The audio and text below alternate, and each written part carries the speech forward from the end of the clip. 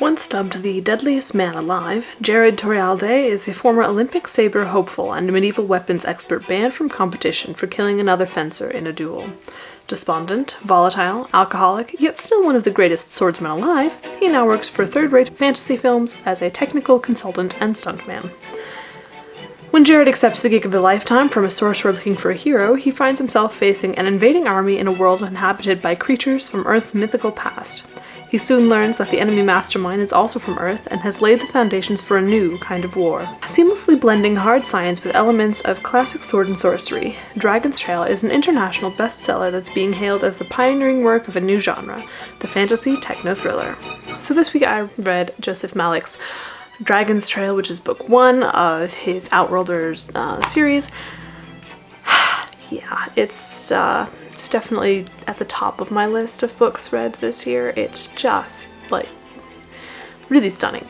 Anyway, this book follows a couple of different people, medieval weapons specialists who basically go from Ren Fair to Ren Fair, you know, working as stuntman, that sort of a thing. One is Jared, mentioned in the description, and the other is Carter, whose last name escapes me. They get hired by a sorcerer who comes from another land called Gateskeep, who really wants to help them, or have them help fight another person from Earth. It's kind of like, oops. Yeah, so basically this story is the product of what would happen if you brought a gun to a knife fight, or a person with all of the modern technological knowledge and capabilities of someone from Earth to a medieval fantasy realm. It's fantastic. This book is extremely well written. There's a lot of little details that make up the story and really build a fantastic realm from the ground up. It's very interesting. The technical aspects are great. My favorite part, of course, being the language bits, but that could just be me. There's also discussions of weaponry, armor, swords, what it actually takes to march an army across however long.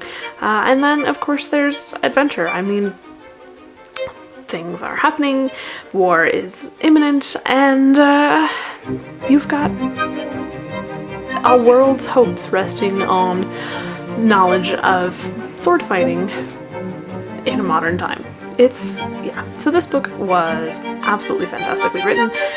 It's great fun to read. I would say that some of the technical details do make it a little difficult if you don't know what you're talking about, and you have to look it up, but honestly, that's kind of what makes this book so fascinating, is that it takes a genre of fantasy, which is generally sort of wishy-washy on the scale of technological explanations and magical solutions to things, and it's making it into a true society that requires technology, possibly from Earth, to solve the problems.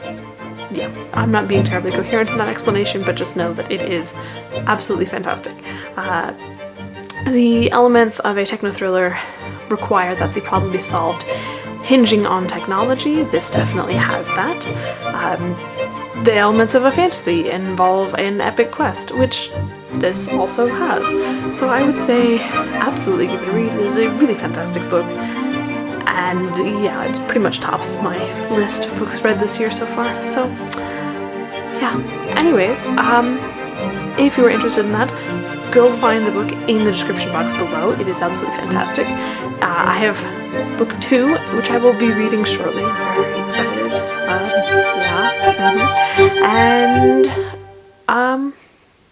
Yeah, that's all I've got for you today. As usual, all the links are in the description box below. You can find me on all of the internet places. Otherwise, I don't know a whole lot. Go read this book. I cannot stress how much I would recommend this book. Please go read this book. It is fantastic. That's all I've got. I will see you around next time. Bye.